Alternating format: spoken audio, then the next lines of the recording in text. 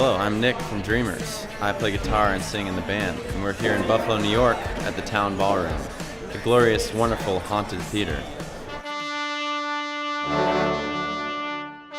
The history of Thanksgiving goes back to the Puritan times in America when the British introduced turkey populations that weren't indigenous to America, so they took over and they flourished too much.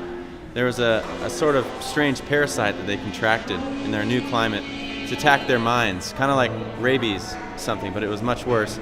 It turned them into just packs of roving turkeys that would just attack humans and murder them, kind of like a zombie apocalypse.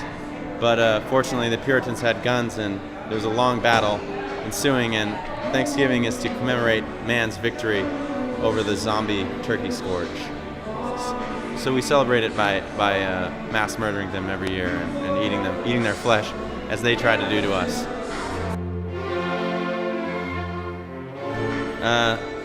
Yeah, you take a bunch of croutons and you stuff them in its butthole.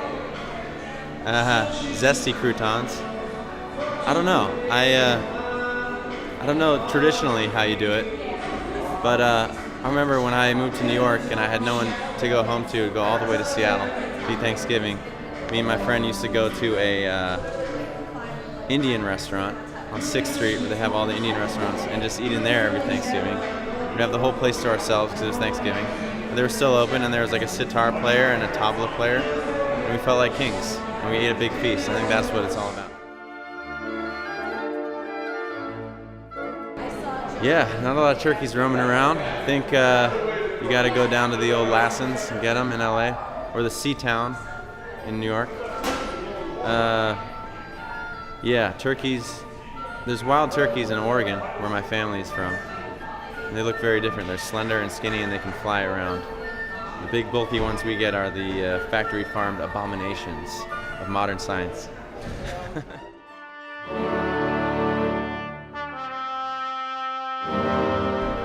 Man, that would be tough. Was that a sailboat or a steamboat? That's a good question. If it was a steamboat, I'd have a chance. If it was a sailboat, I would be dead in 5 minutes. Something would fall on me and I would die. Candy corn is a Chinese conspiracy designed to undermine American political strength in the world. They basically just designed the worst possible candy that could ever exist and then fed it to our children to make them unhappy and uninspired.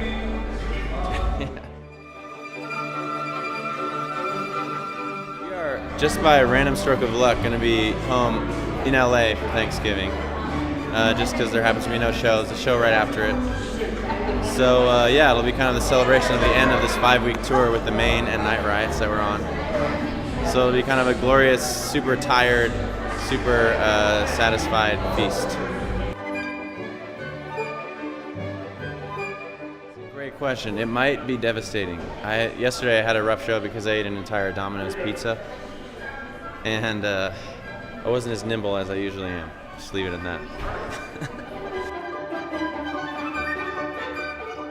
No, not yet. It's kind of, the tour is still in the beginning phases where we're all bright-eyed and naive. We haven't become jaded yet. But here in the Town Ballroom in Buffalo, we did just receive a ghost tour of the haunted basement. That was pretty exciting, yeah. The guy giving us the tour, when we went down there, he said, "Hello, friends, just bringing some new friends down here. Hope it's cool." And I was like, who's he talking to?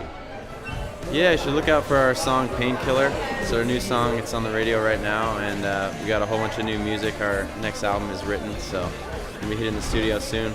For now, we're just on tour with the Maine and Night Riots all month, so if we're coming to your town, come see us.